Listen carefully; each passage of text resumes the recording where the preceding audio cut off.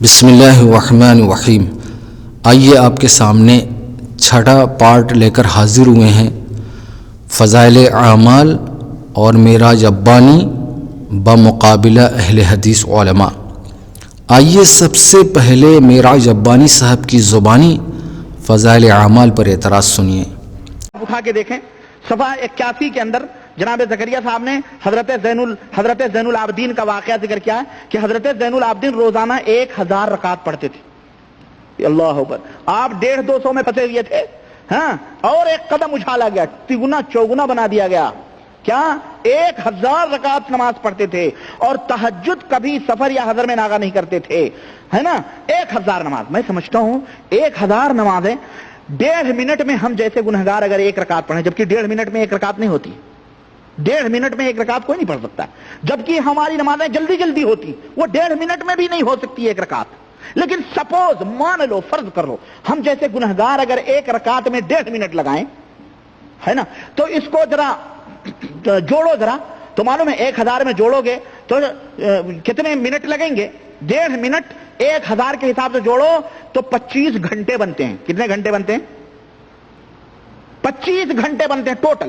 1.5 minute کو اگر آپ کلیکشن کرو اور 1000 میں تو 25 گھنٹے بنتے ہیں، اور دن اور رات میں کتنے گھنٹے ہوتے ہیں؟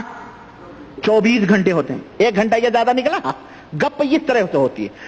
ہم جیسے گنہگار اگر پڑھ، اب اس میں پیشاب بھی ہے، پیخانے بھی ہیں، فرض نمازیں بھی ہیں، اور بھی حقوق ہیں، ہے نا، اور بھی حقوق ہیں نا، وہ نکال دو، 4 گھنٹے 5 گھنٹے نکال دو، سونا ہونا بھی ہے کہ نہیں سونا ہے، اس طرح سے 10 گھنٹے۔ میرے بھائی یہ کیا گپ ہے؟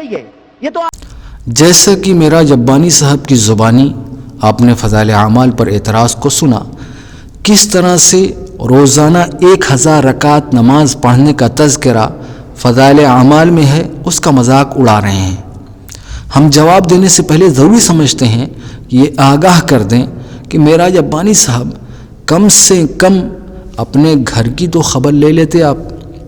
آئیے معراج ربانی صاحب کے گھر سے ہی حوالہ پیش کرتے ہیں۔ نواب صدیق حسن کا بھوپالی صاحب، جو اہل حدیث کے ہاں مجدد اور مجتہد سمجھے جاتے ہیں، ان سے ہم حوالہ پیش کریں گے، بلکہ اس سے بھی بڑھ کر ان کے یہاں سے ایسے اعمال پیش کریں گے جس پر معراج ربانی صاحب یا اہل حدیث علماء کا اعتراض ہونا چاہیے تھا۔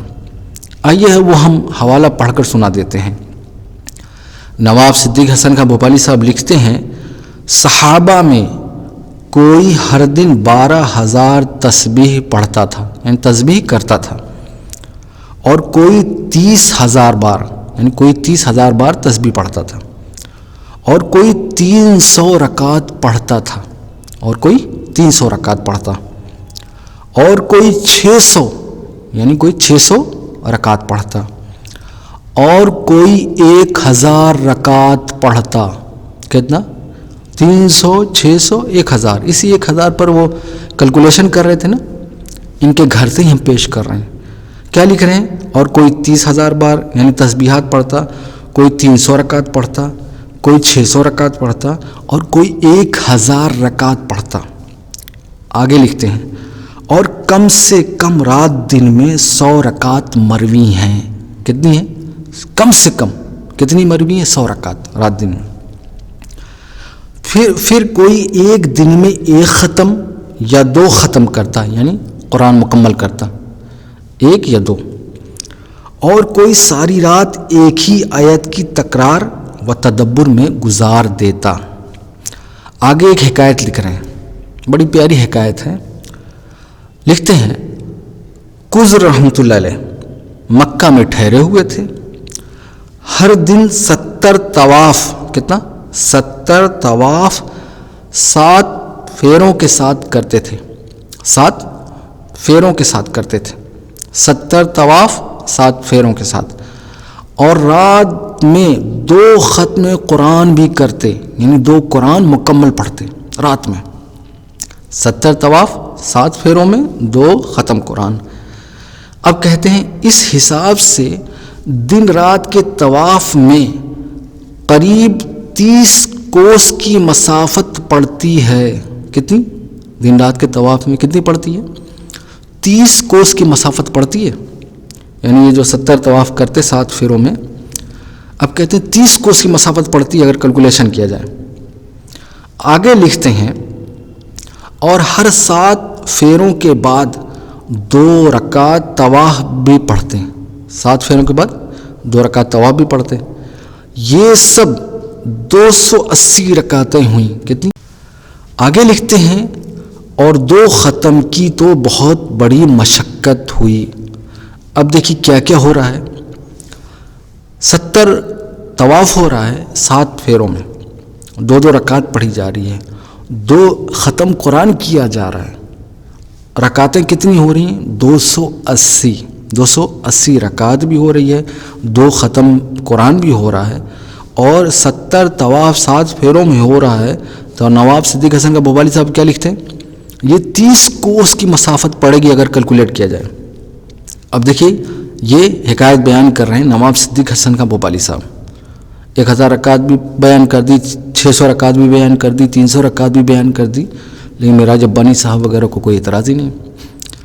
آگے وجہ کیا ہے؟ ان کے گھر کا معاملہ ہے. آگے لکھتے ہیں اور اگر کوئی 3 دن میں ایک ختم کرے تو یہ فعل اس کا اوفق تر بسنت صحیحہ ہوگا. یہ نواب صدیق حسن بھوپالی صاحب لکھ رہے ہیں. اب حوالہ کے لیے دیکھیے امارت الاوقات بوظائف العبادات، نواب صدیق حسن بھوپالی صاحب، صفحہ نمبر 22 پر یہ لکھا ہے.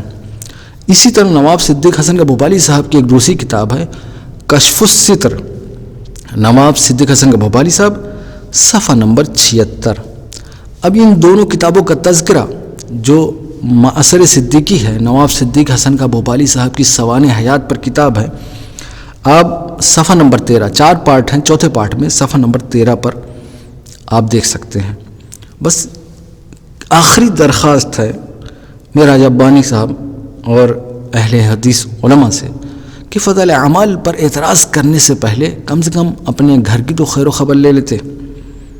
باقی تفصیلی اعتراض کے جواب کے لیے جو اس پر تفصیلاً جو ہے جواب دیا گیا ہے میرے چینل پر موجود ہے، ڈسکرپشن میں لنک ہے، آپ اسے دیکھ سکتے ہیں.